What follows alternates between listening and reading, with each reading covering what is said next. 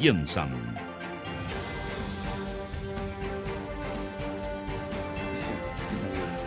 Bueno, son las 8:12 y a propósito de gobierno tenemos acá en el estudio y queremos agradecer al subsecretario de Educación Superior, Víctor Orellana. ¿Cómo está, subsecretario? Bienvenido. Hola, muy buenos días, Pato. Siempre es un gran placer estar en la Universidad de Chile.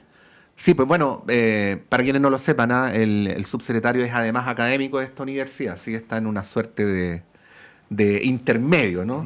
Volverá a la academia en algún momento.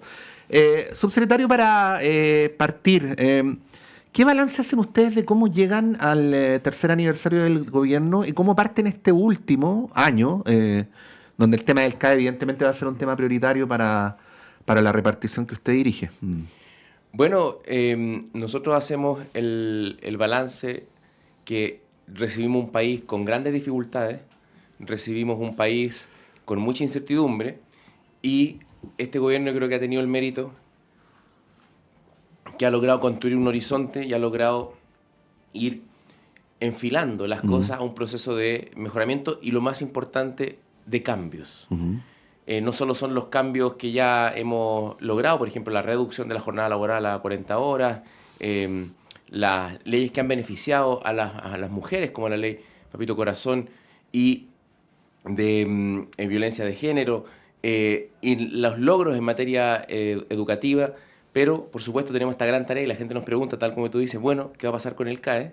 Sí. Y nos pregunta la gente, uno siempre está consultando a la ciudadanía y estamos trabajando en eso, ya iniciamos la tramitación en la discusión en particular, ya tenemos en la comisión aprobados los primeros 2 artículos del proyecto y creemos que vamos a avanzar de manera positiva. Entonces yo saco cuentas positivas de nuestra gestión porque tomamos al país en una situación de gran incertidumbre y hemos construido un horizonte y lo más importante, estamos impulsando un proceso de cambio. Probablemente muchas de estas transformaciones no las vamos a ver finalizadas durante el gobierno del presidente Boric, pero las vamos a iniciar. Sí.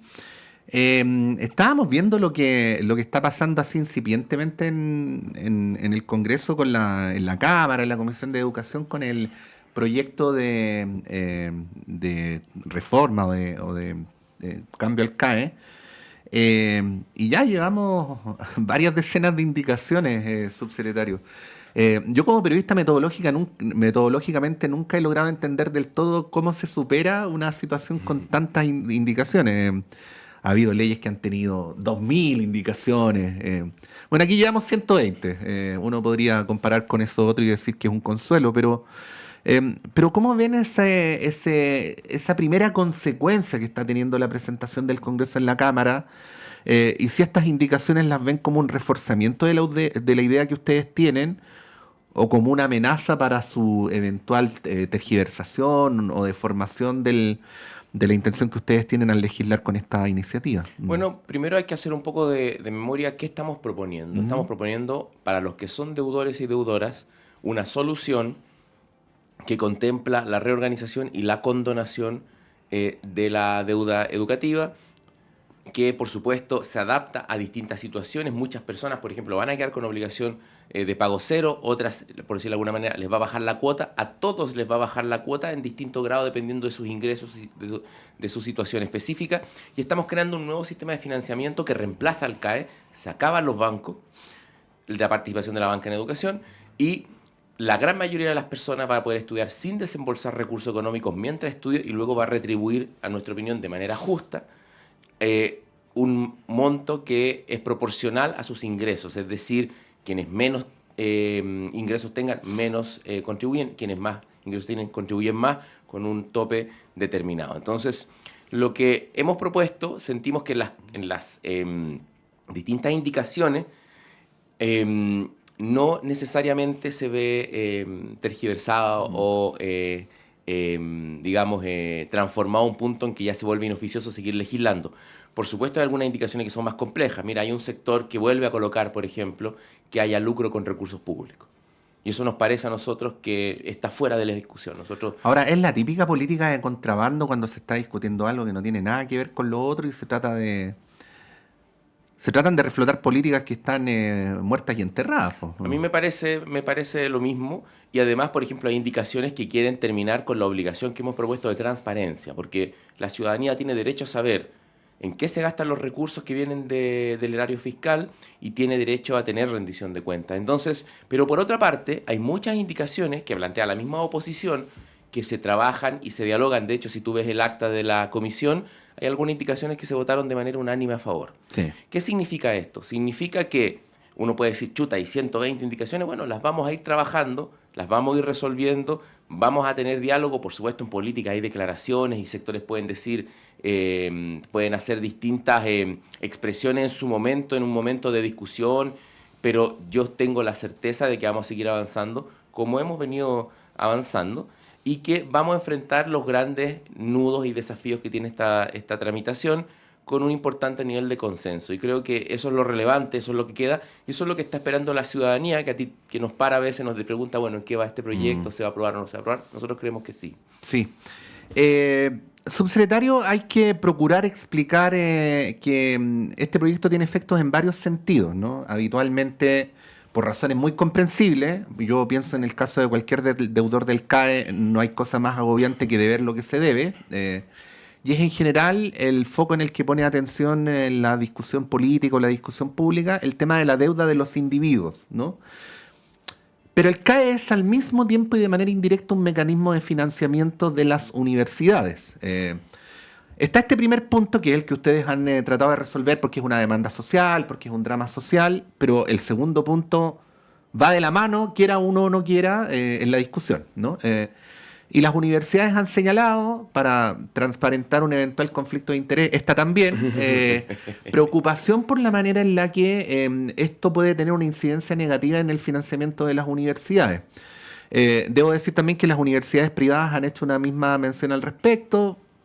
Además está decir que editorialmente en esta radio no se considera que universidades privadas y públicas deberían tener el mismo trato, pero esa harina de otro costal. Está puesto encima de la mesa el tema del financiamiento de las universidades, subsecretario. ¿Qué podría decir a ese respecto?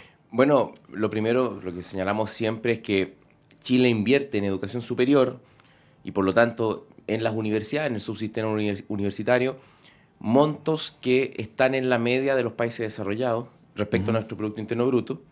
Y a su vez la educación superior tiene unos aranceles que en la experiencia comparada, es decir, tú al compararnos con otros países, son de los más altos del mundo y son tremendamente costosos para las personas. De ahí que las personas requieran apoyos, digamos, fiscales u otros para poder llevar adelante sus estudios. Lo que nosotros hemos planteado muchas veces es que nuestro proceso de modernización del financiamiento es una parte de un proceso más global de modernización de la educación que estamos impulsando. Recordemos que todavía nos falta presentar iniciativas legales que prontamente van a estar en discusión en el Parlamento relativas a materias de trayectorias académicas, debates más de naturaleza más académica. Pero la inquietud que han planteado algunas universidades privadas, quiero ser, por supuesto, la Universidad de Chile, las principales universidades del país, y ahí los desafíos más bien tienen que ver con los recursos para hacer una universidad compleja y de investigación. Es decir, no sería comprensible que solo recursos destinados a la formación de pregrado financien una universidad como la Universidad de Chile, porque la Universidad de Chile lleva adelante muchas labores, ¿no?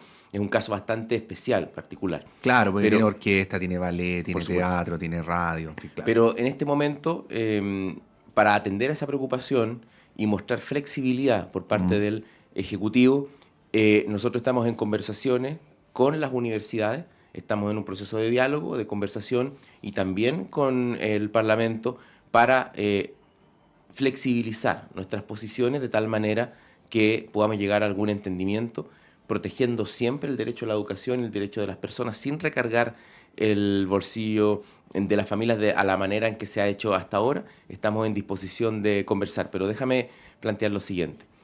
Muchas universidades privadas han planteado que la solución a este problema es liberar el copago, es decir, que la gente siga pagando. Lo que nosotros tratamos de plantear es que Chile en 10 años más va a tener menos jóvenes entre 18 y 23 años. Es decir, vamos a tener, por una cuestión estructural, demográfica, una baja en las posibilidades de crecimiento de la matrícula, ¿no? Por supuesto. Y luego nuestros aranceles no pueden seguir subiendo.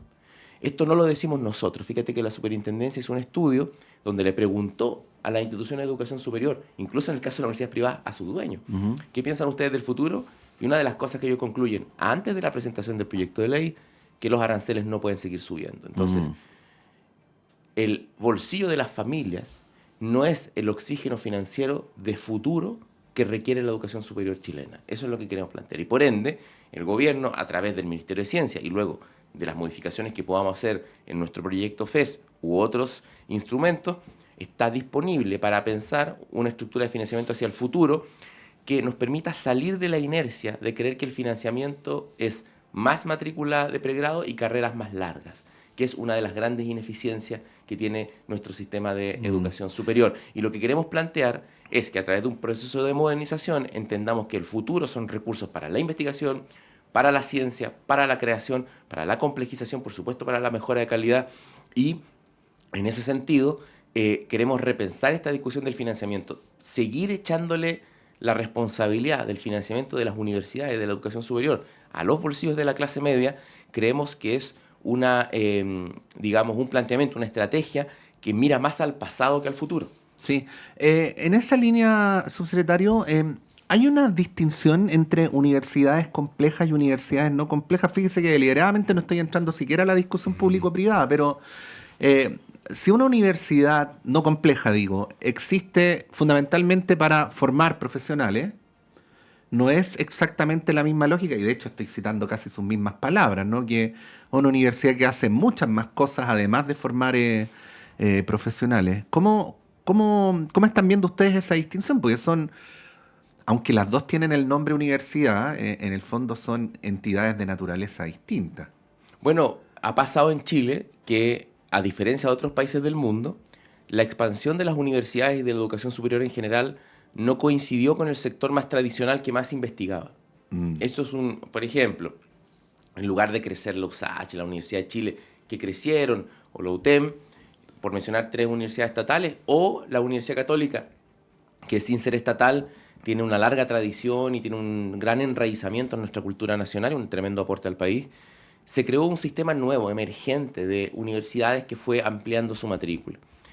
Lo que nosotros hemos planteado es que se requiere un mayor protagonismo en la sociedad de las universidades que realizan investigación, que son más complejas, de tal manera de recoger la diversidad de la sociedad en sus aulas, en sus actividades.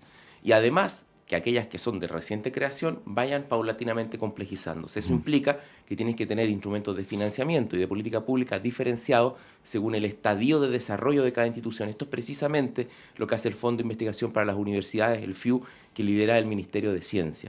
Precisamente es una política que, por decirlo de alguna manera, clasifica a las instituciones en determinada estadio de desarrollo de su capacidad de investigación y va construyendo una política para el desarrollo paulatino de esas capacidades de manera estructural, es decir, no por un proyecto aislado.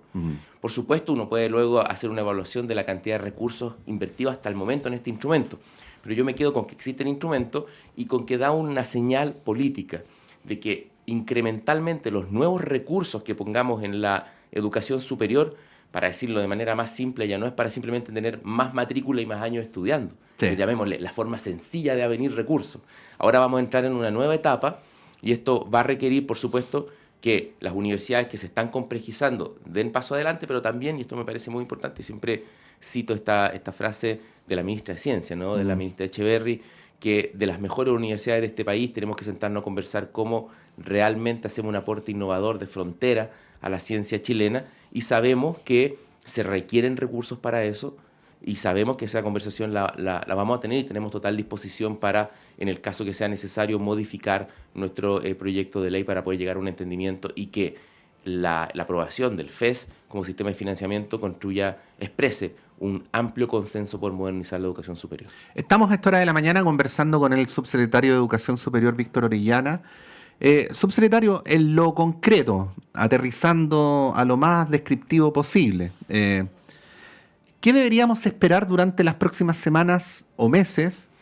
Me imagino que semanas, porque meses no quedan ya tantos, de este conjunto de políticas que ustedes han definido como agenda de modernización de la educación superior. O sea, concretamente, ¿qué se viene? Mire, primero tenemos que aprobar el FES, vamos a trabajar en acelerar la discusión, el diálogo. No por trabajar rápido dejas de dialogar, eso es importante, ¿no? La ciudad, hay que darle respuesta a la ciudadanía y nosotros tenemos total disposición de diálogo, al mismo tiempo que tenemos el imperativo de avanzar con, digamos, con energía para poder aprobar esta ley. Lo que nos queda en carpeta es modificaciones legales tendientes primero a modernizar la educación pública, tanto a los centros de formación técnica como a las universidades del Estado. Eso es una conversación enorme en sí misma. Yo, para reducirla a un titular, las universidades del Estado viven una suerte de indefinición institucional porque se les aplican normas del sector público que no están pensadas para producir bienes y servicios, que están pensadas para la administración. Y por otra parte, hay que reconocer que las universidades públicas no son entidades que produzcan bienes y servicios de manera análoga al sector privado.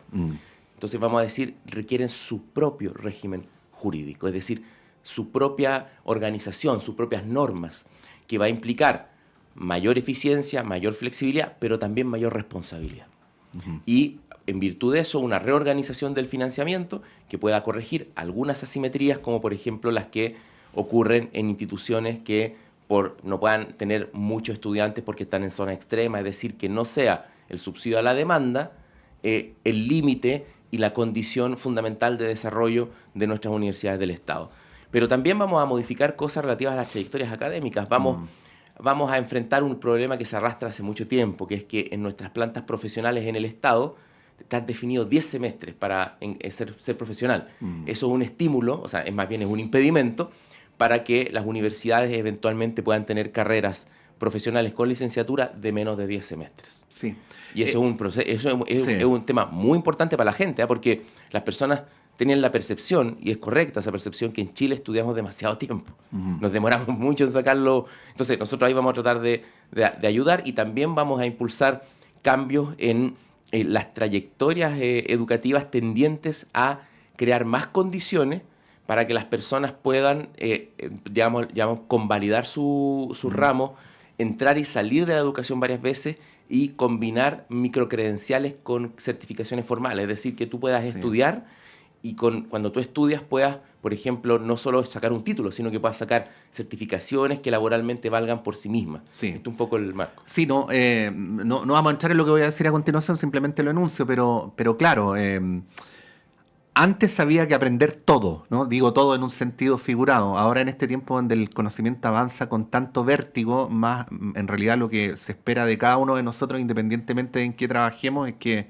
estemos aprendiendo permanentemente. Por lo tanto, los procesos de aprendizaje no terminan en el pregrado, ¿no? Y es por eso también que existe una lógica de ir proyectando ese objetivo a lo largo de toda la vida. Vamos a entrar y salir varias veces de la educación, eso es lo que queremos. Subsecretario, se nos acabó el tiempo, pero no puedo dejar de mencionar la situación de las mujeres científicas. Hay efemérides que pasan desapercibidas cuando son en febrero, y en febrero fue el Día Mundial de las Mujeres Científicas. Nosotros ahí le dimos harta relevancia, y ahí es donde apareció nuevamente en relevo esta política que ustedes anunciaron en diciembre del año 2023, que es el de más mujeres científicas.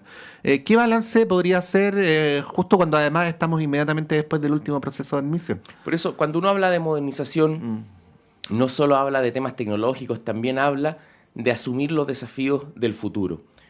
Chile no va a ser un país desarrollado si le cierra la puerta a las mujeres en actividades científicas, tecnológicas, en ingeniería, en matemáticas.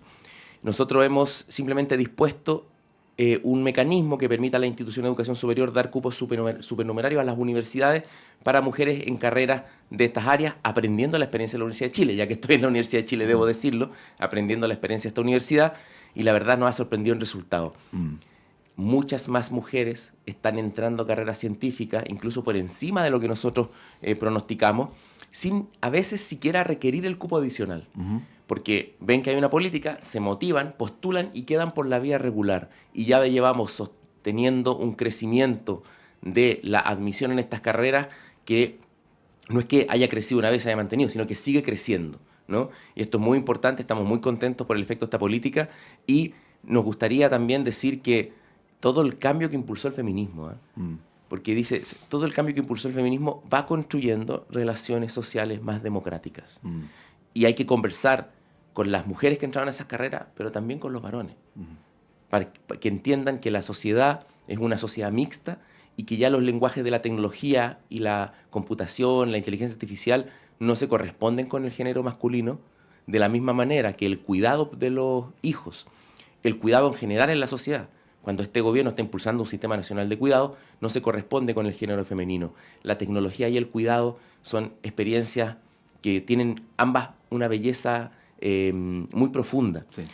Y se corresponden con la experiencia humana, no con ser mujer o con ser hombre. Ese es el nuevo Chile que trajo el feminismo, y nos parece que la respuesta institucional que hemos dado es una política de Estado. Acá no hay diferencia. Acá han participado más de 40 universidades en esto, lo ha validado el Comité Técnico de Acceso, y nos parece que en esto no se puede retroceder. Hemos conversado con el subsecretario de Educación Superior, Víctor Orellana. Subsecretario, muchas gracias por haber venido esta mañana, como siempre. Muchas gracias, Pato. Siempre un gusto estar acá. Son las 8:32, vamos a ir un breve alto y a la vuelta a nuestro panel de conversación. Vamos a analizar lo que está ocurriendo con las candidaturas presidenciales, lo que nos tiene muy preocupados en Argentina, entre otros temas. Eso inmediatamente a la vuelta de esta muy breve pausa, si es que no se cambie ni de radio, ni de canal, ni de YouTube, ni de nada. Aquí vamos a estar en poquitos segundos nuevamente con ustedes.